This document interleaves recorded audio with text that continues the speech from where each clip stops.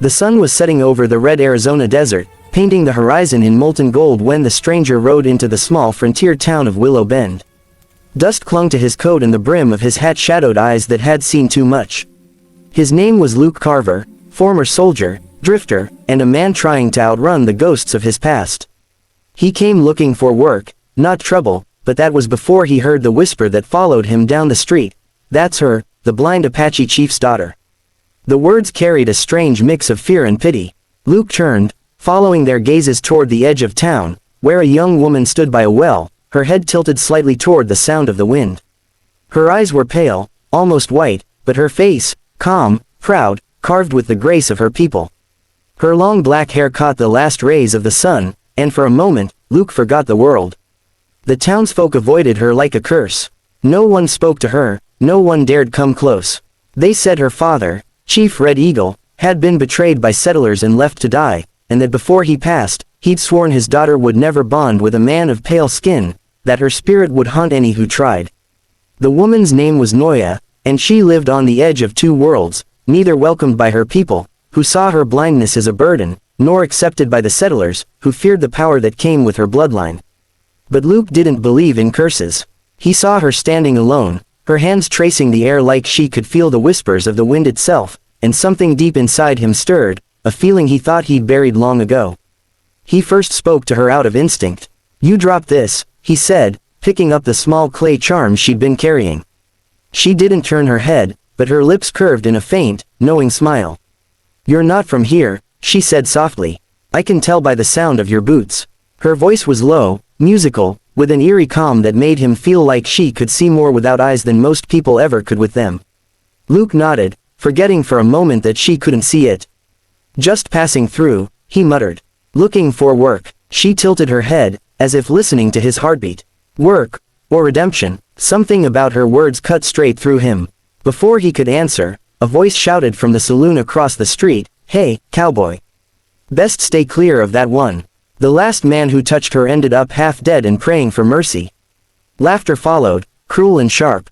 Luke glanced back, ready to walk away, but then saw the way Noya's face tightened, not in fear, but in sadness, as if she'd heard the same laughter 1,000 times before. He couldn't just walk away. "Guess I'll take my chances," he said quietly, handing her the charm. Their fingers brushed, and in that instant, something strange happened. The air between them seemed to hum, warm and alive, like the desert itself was holding its breath. Later that night, Luke took a room at the livery barn, but he couldn't shake the feeling that eyes were watching him. The wind outside carried faint whispers in Apache, soft, mournful voices that made the hairs on his neck stand up. He got up, stepped outside, and saw Noya standing in the moonlight near the edge of the canyon, her white eyes reflecting the stars. She turned her head slightly. "You shouldn't follow me," she said without looking. "There are things here you don't understand." Luke stepped closer. "Then maybe you can help me understand." Her hand tightened on her charm.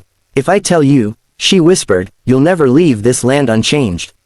The night seemed to hold its breath as she spoke again, her voice trembling like the wind through dry grass.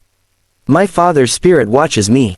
Every man who tried to bond with me has seen his shadow in the firelight, and never woke again." Luke frowned. "You think I'm afraid of ghosts?"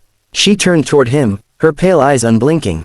"Not ghosts, cowboy, justice." For a moment, silence hung between them, just the rustle of the canyon and the low howl of a coyote in the distance. Then, softly, she added, "You shouldn't have touched me today. The bond has already begun." Luke felt his chest tighten, not from fear but from something deeper, older, as if he'd stepped into a story written long before his birth. "Then tell me what it means," he said, his voice low. Noya's lips trembled. "It means the spirits have chosen you," she said. "And they never choose without reason." The next morning broke with a blood-red dawn, and the town of Willow Bend stirred with uneasy whispers. Luke woke to find strange symbols drawn in the dust outside the barn, circles of ash, feathers, and claw marks that hadn't been there the night before. His horse snorted nervously, and the air smelled faintly of smoke and sage. He didn't know what it meant, but something told him Noya had been there. Or maybe something else had. The saloon keeper, old Murphy, spat into the dirt when he saw Luke. "You got her scent on you, cowboy," he said grimly. "Men who cross that girl don't last long. Some say she carries her father's curse, the same one that burned the old Apache camp to ashes.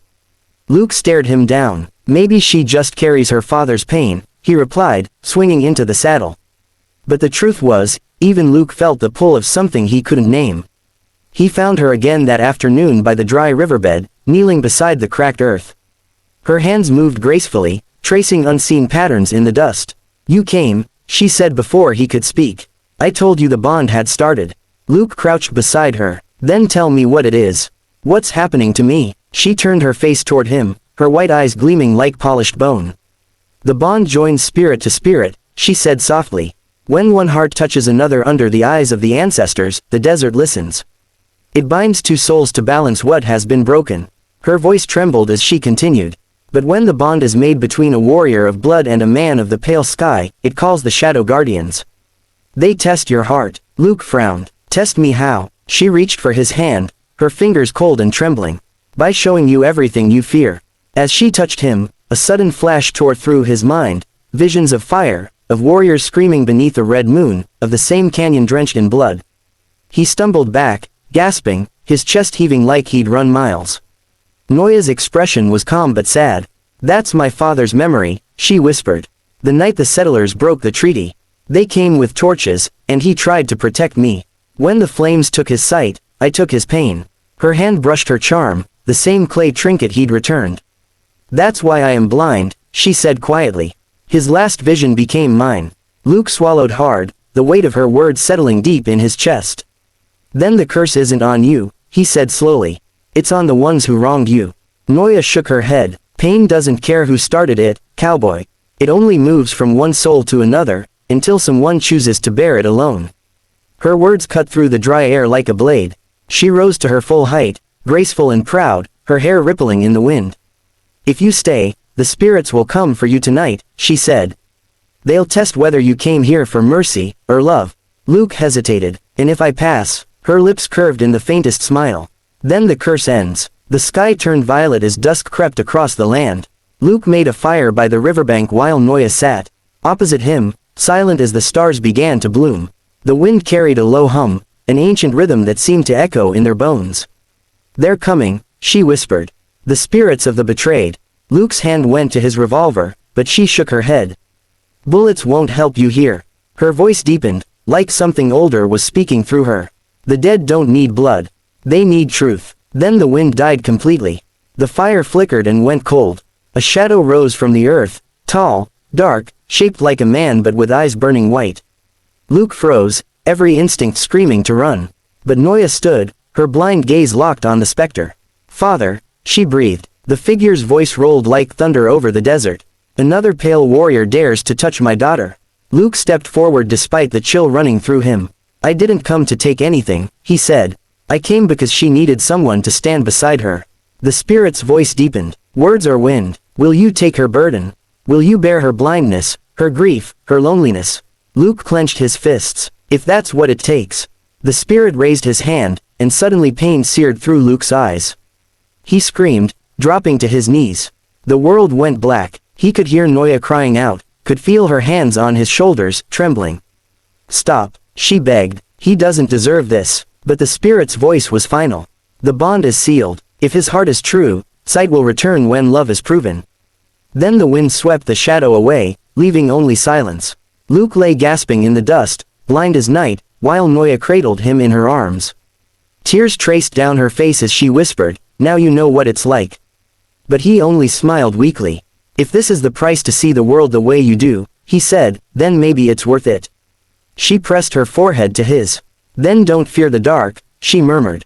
"Because from now on, you walk in it with me." That night, under the full moon, the desert fell silent, except for the two hearts beating as one, bound by an ancient promise neither fully understood.